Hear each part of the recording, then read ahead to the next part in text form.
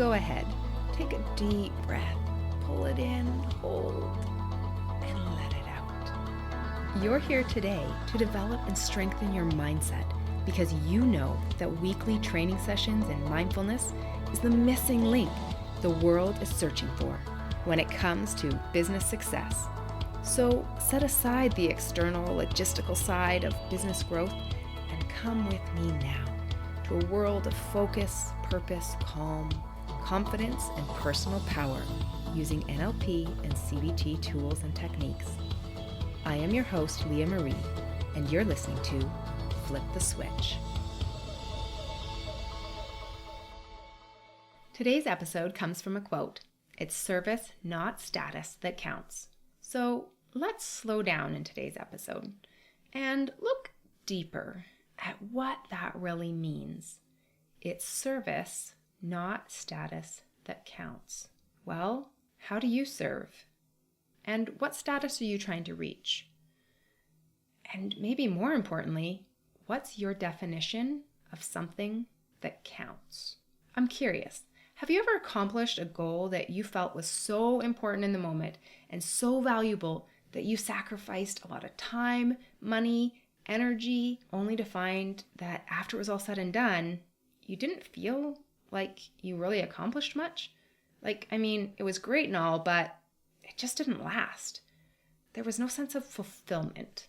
Maybe the only fulfillment that did come was the fact that you completed it, that you kept your word and followed through. Which is great, but it just didn't turn out the way you expected.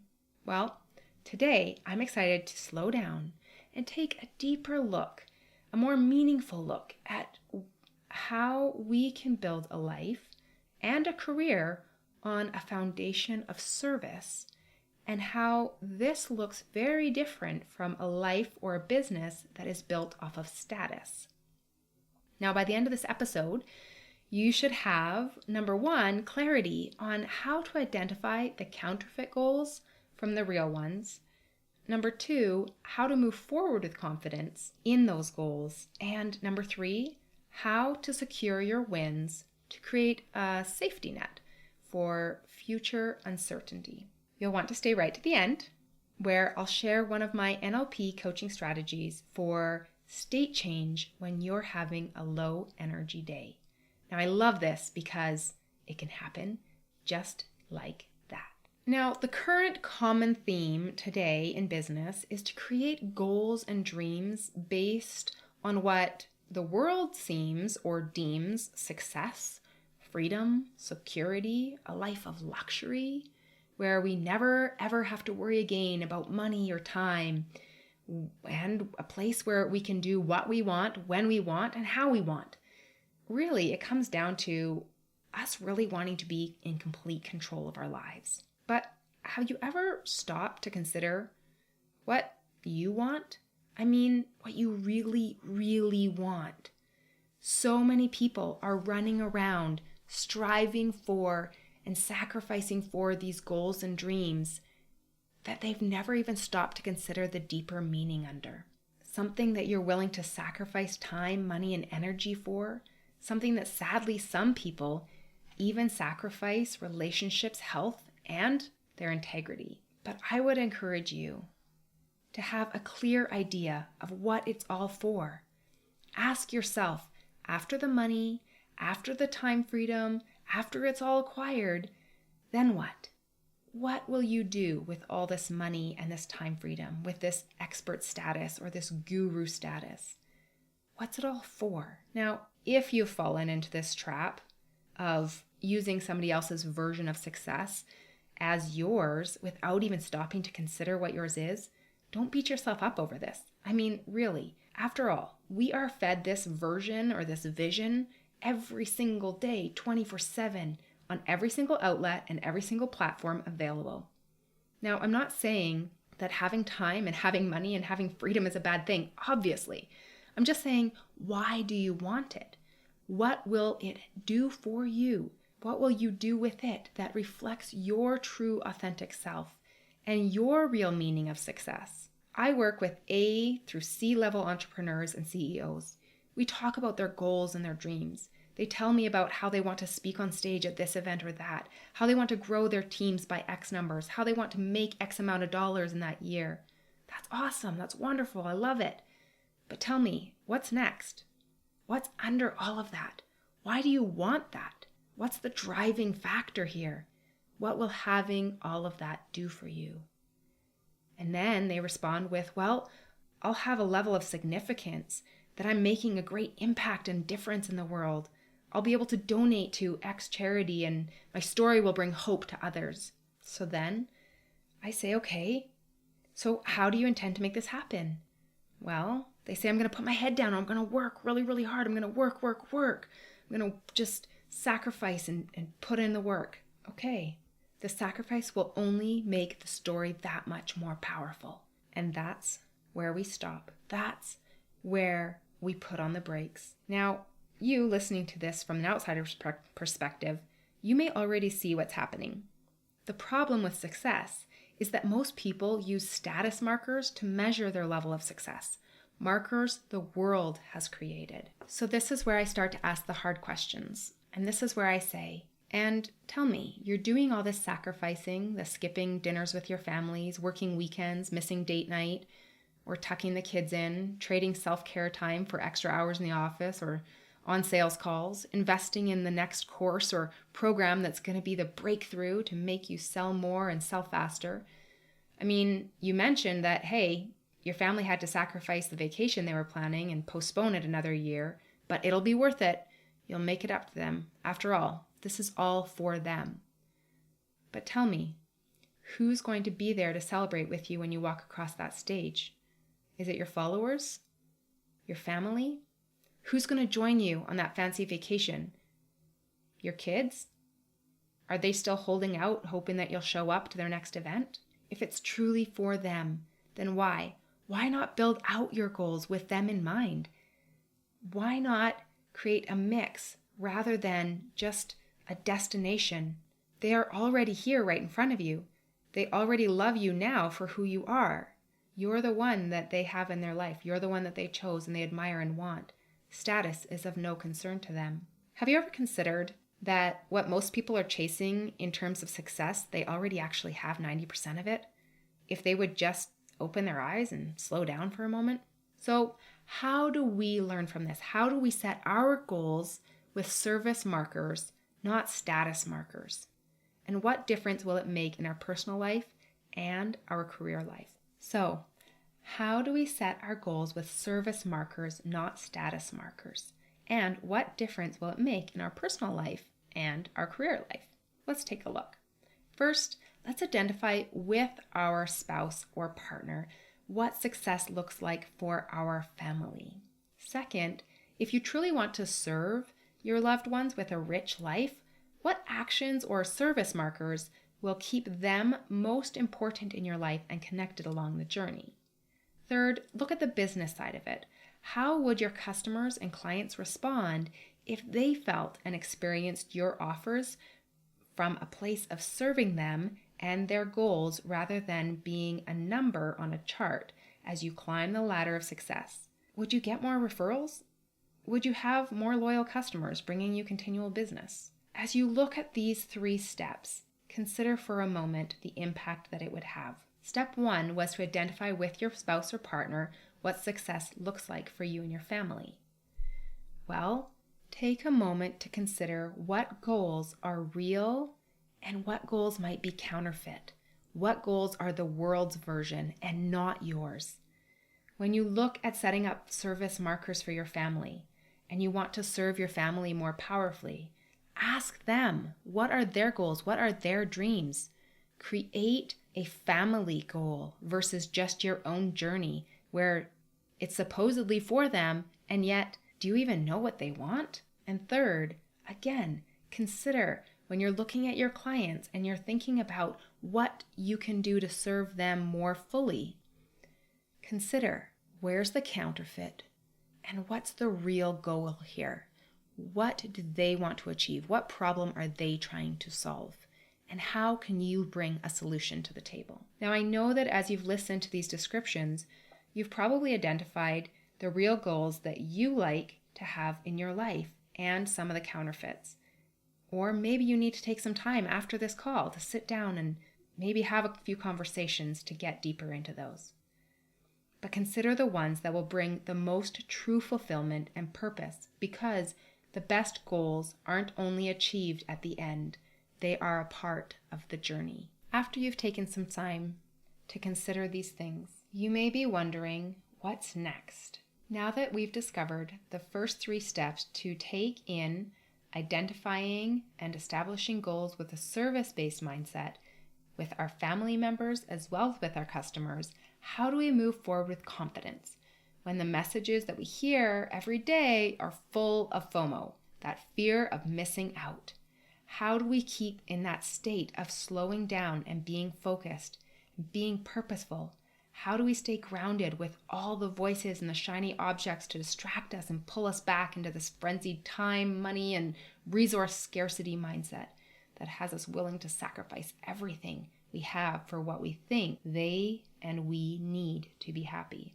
I'll tell you, we need to slow down, we need to be present, and we need to recognize what is right in front of us every day. One of the ways that we can do that is by truly experiencing something emotional, by looking at the goals that we have and connecting them to the most important people in our lives. I'm going to share with you a personal story of a way that this has helped me to be able to move forward with confidence. Now, this is a story that I had to learn this lesson the hard way. I was pretty good at figuring out how to serve my clients, but I was completely missing out on how to serve my family. I had been working my tail off, spending hours upon hours working in my home office. I started to miss my kids' field trips, and I wasn't there for some of the appointments and things that they needed done. I was so busy working that I didn't know how to turn my brain off, even after the kids would arrive home from school and my workday was supposedly done. They would ask me questions and I wouldn't even hear it. With my mind caught up in the ideas of how to create the thing that would change our bank account and our lives, and trying to get dinner on the table and stop the kids from squabbling, they would say things like, "Mom, you're always on your phone." Or, here's a hard one to admit, I can't even tell you how many times this happened. It's a long weekend, Our kids have friends and their families all have plans and they're all off going camping or visiting grandparents or doing other things like this. And my kids say, "Well, what are we doing this weekend?" And, well, we're doing nothing, because I didn't look far enough ahead on the calendar to realize that it was a 3-day weekend. And now my kids spend the majority of the day in front of the TV because I have appointments booked with my clients. And, well, my husband, he's at work. This sad story continued and repeated for almost a full year because I kept justifying it with, there will be time enough. I'm doing this for them. We will have that break. And yet, month by month, we had the same thing happen. Then one night, my teenage son says to me, he'd been sitting in my office for about half an hour waiting for a chance to talk to me. And he even tried talking to me, but I was busy typing up an email that had been on my urgent list. It had moved over there. In a huff, he gets up and he says, "Why bother? You're not listening anyway." All of a sudden, that got my attention. I stopped typing and I look up at him. And to be honest, I was a little bit annoyed because I thought, you were the one that came into my office. Obviously, this is where I'm working. Why would you think that you could come in here and start having a meaningful conversation? You should wait until I'm done work and I come out. But he says, "Why do you keep working?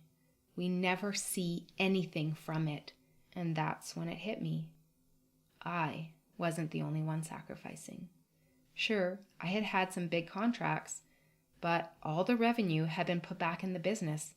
When I saw those big contracts come in, I was excited and I could see that things were moving forward. And so I would dive the money and the time back into the business to push it forward faster. The problem was the kids. They were sacrificing too, but they never saw any of that. They had seen nothing for their sacrifices. All they saw was an absent parent who showed up when it was time to make meals, and even then, she wasn't really there. Physically, yes, but mentally, no. I was checked out. I was destroying the one thing I was working so hard to create: more time and money for my relationships and memories with those that I loved. It was shortly after this that I vowed to put my service before status, and serving my family was first on my list. My kids were not going to be little kids forever. My teenage son, showed me this. And I realized that this was also how I wanted to serve my clients. I wanted their goals and dreams, their agenda, not mine. So I started by creating a spot in my office that reminds me when I come into work of the type of coach I want to be. It has pictures and quotes, and I read those each morning when I start my day, of how I want to serve and not worry about status. And also, when I leave my office at the end of the day and finish my work, I have quotes and images that remind me of my children and who I am as a mother and what I already have right in front of me. People who love me for who I am right now. They could care less if I have a jump in status. I am already their world. So I've created a pattern of giving myself a transition time for my brain to turn off from work and turn on to home, to be able to play out the role of mom and wife and be fully present and be able to really love and enjoy everything that I'm doing there. Now, when I work hard during the day, I look at that as a way of saying, guess what? Now I can play full out for the rest of the evening, relaxing and playing with the kids. This is why I worked hard today. I'm not putting that off for 3 years from now, because I have created a way for me to win and hit my target every day at work, to win and hit my target every day at home. That has been the secret for me. I need to figure out how I could win every day. And after I hit that win button, I knew that I was succeeding with my goals every day. Now, when I see this new way of tracking my progress through the level of service I provide versus the growth of my status, I'm now in control. I get to set the mark to hit a win every day in my areas of life, including work and family, including self-care, even my fitness, just to name a few. So one of the ways that I keep this sustainable is through recording my wins, having them in an easy place to reference. If I have a day where my energy is low or my commitment is faltering, keeping success stories from my clients and those that I've served powerfully really helps. And keeping notes and drawings from my kids that show me that I'm on track and connecting with them, or selfies of fun memories on my phone that we've created together, that builds up a reservoir to draw on and draw from when we're feeling like we want to or we need to, or that FOMO starts to creep back in.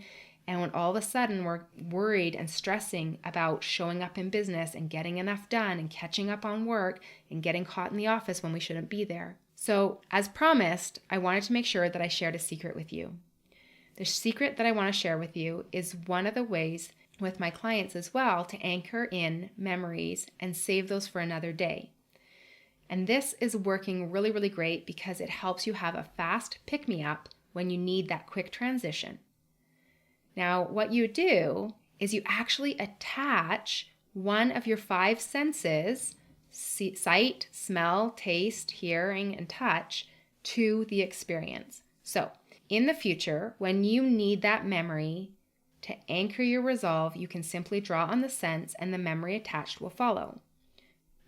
Maybe you'll recognize it this way. Have you ever had an experience where you hear a song and it takes you right back to a memory maybe years earlier, but it is so vivid and strong for you? Or maybe a sense of taste. You taste something and all of a sudden you're back in Mexico or something like that. For me, it's when I smell lemongrass. If I smell lemongrass, it takes me right to the Dominican Republic in the spa on the lower level of the Hard Rock Hotel Casino. So what I want you to do is from now on, whenever you're having an experience that is a win for you, consider which of the 5 senses you can link into that memory so that you can draw on that memory at another time when you need it. So let's bring everything together and wrap this up. We talked about the impact of coming from service versus status and how to check in and see if what we are sacrificing is already inside of our world, and if so, how to adjust our sacrifice to create limits so that we can create space for wins every day. We also looked at how having these everyday wins builds our confidence. And lastly, we looked at how to anchor our wins to help strengthen us for those low energy days. Now, what this means is that you now have another option to defining success and the path you want to get there, as well as a few more tools under your belt that you can draw on when needed. What this does not mean is that you will never be tempted to jump back into that rat race way of desperately searching and working for success on somebody else's vision. Because guess what? Those overnight success stories, well, they're always going to be there. But now, with this knowledge, you can actually hit the pause button and consider for a moment, at what cost? And is that the path that will bring you your version of success? So I want to leave you with this action to take. I challenge you to slow down, even if it's just for 5 minutes today, and consider, where are you going? How far you have come, where you want to go, and what style journey you want to get there. Now, as I leave you with this action, I also want you guys to check out, if you haven't yet, the free gift I created for you. It's called 4 Secrets of Actionable Success, and you'll find that at masterofme.ca/secrets. See you next week. I want to sincerely thank you and appreciate you today for showing up here on Flip the Switch. Be sure to subscribe so you don't miss a training session in your mindset mastery, leveling up your business success. And be a good friend. Share this episode with a fellow business builder. I'll see you next week, same time, same place.